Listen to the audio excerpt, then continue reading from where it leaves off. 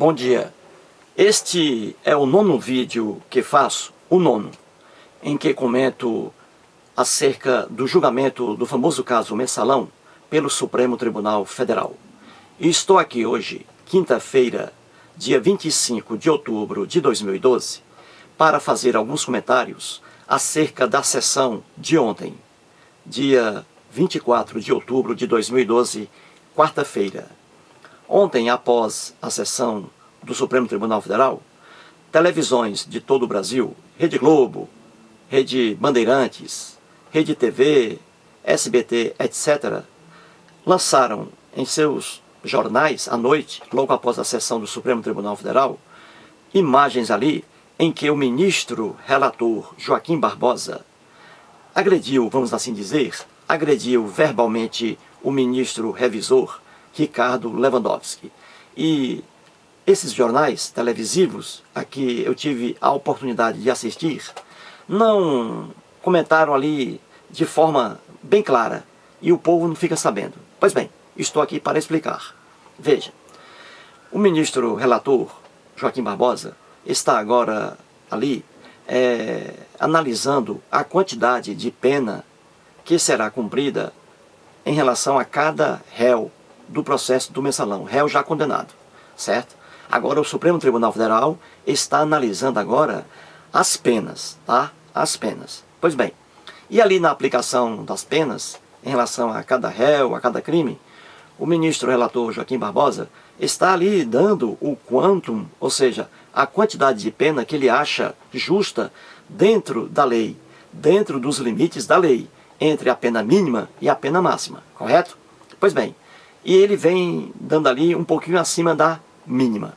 Pois bem, e o ministro revisor Ricardo Lewandowski, em algumas infrações, vem ali dando, mesmo dentro do limite, uma penazinha mais leve.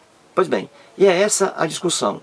Pois bem, em um dado momento, ontem, o ministro relator Joaquim Barbosa, dirigindo-se ao ministro revisor Ricardo Lewandowski, que vinha aplicando penas ali mais leves, dirigiu-se a ele dizendo que ele, o ministro Ricardo Lewandowski, parecia ser um advogado do réu Marcos Valério.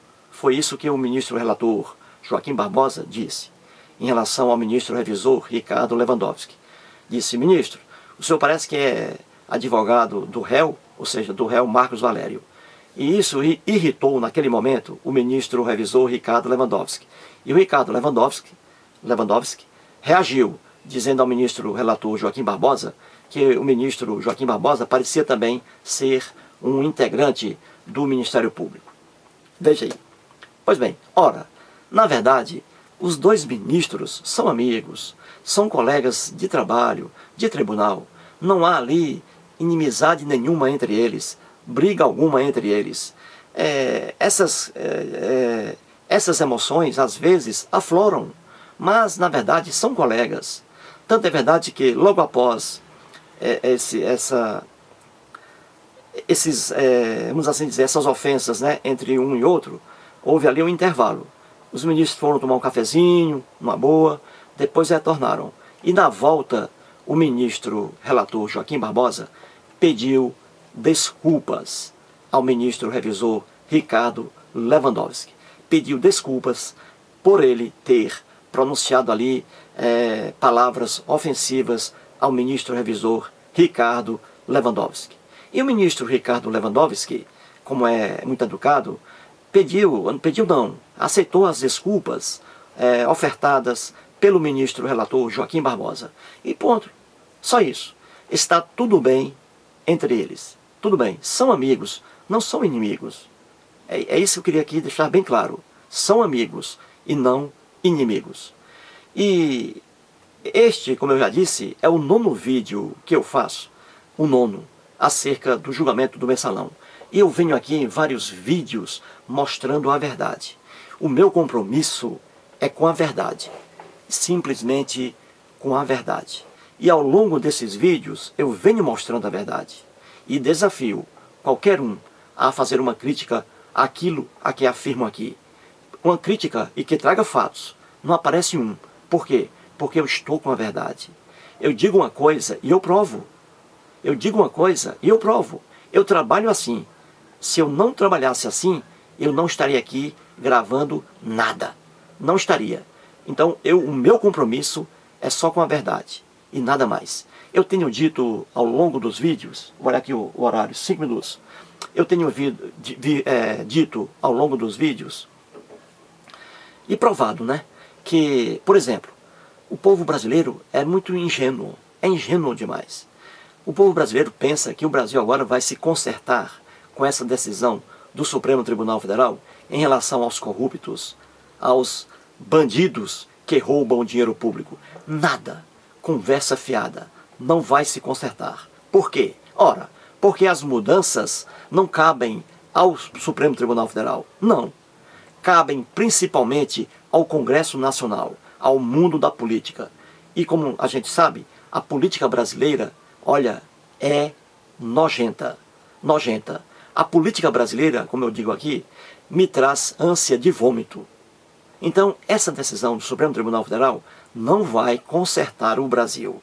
Ou seja, o Brasil não deixará de ser um país marcado pela corrupção e impunidade por causa dessa decisão do Supremo Tribunal Federal. Não vai. Não tem jeito, não vai. Olha, a corrupção é o pior crime que existe na face da terra. É o pior crime. O corrupto é pior do que o traficante de drogas, é pior do que o latrocida, é pior do que o homicida. Sabe por quê que ele é o pior? Por uma razão bem simples. E eu venho mostrando isso em meus vídeos. E venho provando com fatos. Ora, por que a corrupção é o pior crime que existe na face da terra? Porque o corrupto, ele rouba, ele passa a mão em dinheiro público, em muita grana. Ele fica milionário e aqui no Brasil ele não é punido. Ninguém toma os bens roubados e ninguém os coloca na cadeia. Essa é a grande verdade. Eu tenho dito isso aqui e provado. O Brasil, infelizmente, no Brasil, infelizmente, cadeia é para pobres. Pobres e desfavorecidos. Eu mostro aqui sempre o livro de um grande jurista já falecido, Heleno Cláudio Fragoso. No livro dele, Lições de Direito Penal, eu tenho o livro aqui e já mostrei. Lições de Direito Penal, a nova parte geral. Ali ele diz na página 17 o seguinte. Ele diz que a clientela do sistema é constituída pelos pobres e desfavorecidos. E é uma verdade. Quem está falando isso é um jurista.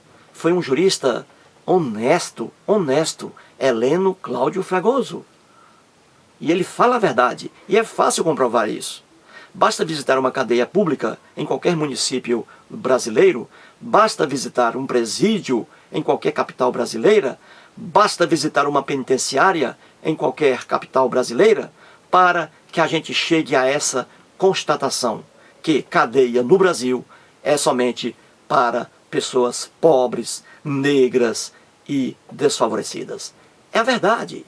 Então, o Brasil não vai mudar, não vai deixar de ser corrupto, não vai deixar de praticar a impunidade em relação à elite, aos elementos que estão na elite, não vão por causa dessa decisão do Supremo Tribunal Federal.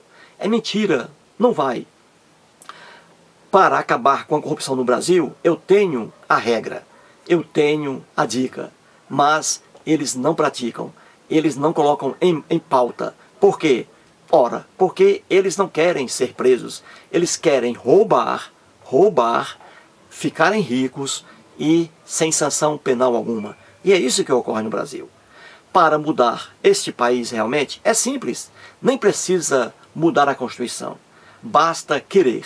E o órgão responsável por essa mudança é apenas um, o Congresso Nacional, Câmara dos Deputados e o Senado Federal. Mas eles não querem, o sistema não quer, não quer. É bem simples acabar com isso. Só para mostrar a você, internauta, como esse país é corrupto, safado, vou mostrar a você duas infrações aqui. Uma que é cometida pelos privilegiados, que não vão presos, e a outra pelo povão, que se lasca, que se fode, correto? Vou mostrar a você aqui bem fácil, você vai entender. E depois, em vários vídeos, voltarei a mostrar, tá? Aqui, ó, 10 minutos já no relógio. o YouTube só me concede 15. Então, quase não tenho tempo para nada. Vamos aqui, ó. Só pra você ter uma ideia. Ó, vamos aqui. Artigo 317 do Código Penal Brasileiro. O artigo 317 do Código Penal Brasileiro prevê uma pena, olha a pena, reclusão de 2 a 12 anos e multa. Ó, 2 a 12 anos. Este crime aqui, ele é praticado pelos privilegiados, principalmente políticos brasileiros. Aqui é a corrupção passiva. Corrupção passiva, certo? É um crime de um servidor público, funcionário público, ou alguém que exerce a função pública, que passa a mão em dinheiro. Veja aqui. Pois bem, olha a pena. 2 a 12 anos, reclusão. Agora vamos passar aqui para um crime que é praticado pelo povão. Por um desgraçado que mora passando fome, que mora numa favela por aí, e ele pratica o crime do artigo 157 do Código Penal Brasileiro. Ora, o artigo 157 do Código Penal Brasileiro é o crime de roubo. Quando alguém subtrai de outra pessoa, por meio de violência ou grave ameaça, um bem ou dinheiro, qualquer coisa, um carro, certo? Então, o artigo 157 do Código Penal trata do crime de roubo. Um crime praticado por pessoas pobres, não é isso? Pessoas pobres, fodidas na vida, não é isso? Um ladrão pega uma arma. Um deputado não vai pegar uma arma aqui para roubar uma moto de um cara com a arma, não. Aqui é crime para pobre, certo? Então veja a pena, olha a diferença. Aqui, ó, reclusão de 4 a 10 anos e multa. Olha aqui. O pior crime que existe, horário aqui 10 minutos. O pior crime, como eu disse, para mim, o pior crime que existe é o crime de corrupção. Porque o corrupto, numa ação só, ele mata milhares de pessoas. Ele tira dinheiro do saneamento básico, dinheiro que iria para o hospital com mais médico. Então, quando a pessoa morre à míngua, sem assistência médica, na calçada de um hospital, na verdade o culpado é o corrupto. Porque ele levou milhões e milhões para o bolso dele. E centenas e centenas de pessoas morrem à míngua em hospitais, porque faltam médicos, faltam ambulâncias, não é isso? Pois é, o culpado na verdade é o corrupto. Pois bem, então, aqui ó, crime para pobre, crime de roubo.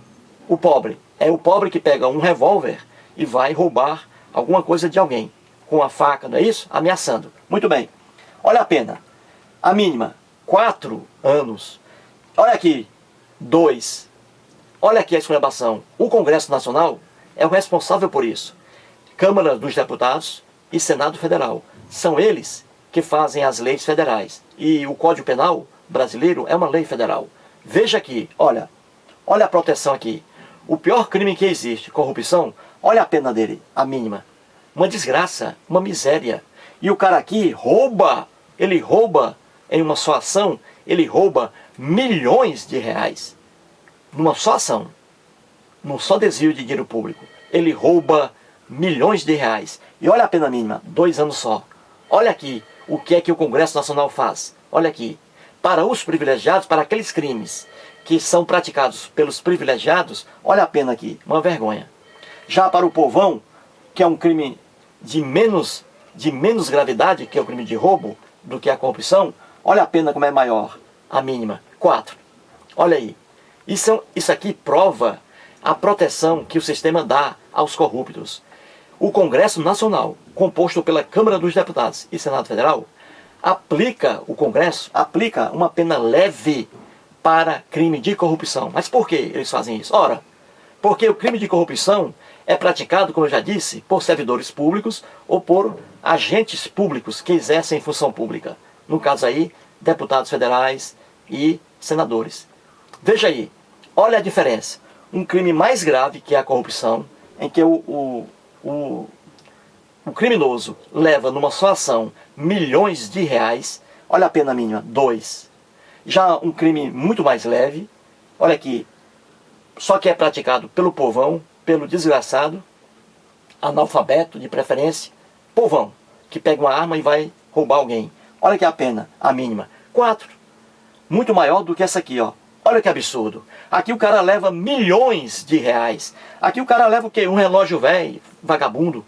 Leva aí um televisor CCE, né? Que vale 100 reais. Olha aqui. E a pena aqui é mais grave. Por quê? Porque o Congresso Nacional, os políticos, deputados federais e senadores colocaram aqui, ó, por quê? Porque este crime aqui, eles não cometem. Eles não cometem. Um senador não vai pegar um revólver e vai assaltar alguém. Não vai. Olha aqui. E a pena aqui, ó, muito maior. E aqui, ó, que é um crime de corrupção passiva, um crime que pode ser praticado por políticos. Olha a pena aqui. É isso. É a proteção que o sistema dá. É a proteção. Infelizmente, o YouTube só me concede 15 minutos. E são 15 minutos já. Infelizmente. Deixemos para o próximo vídeo. Entenda aí o que é a sacanagem, né? Você sabe. Então, essa decisão do tribunal aí, do Supremo, não vai acabar com esse Brasil corrupto, com esse Brasil marcado pela impunidade. Muito obrigado.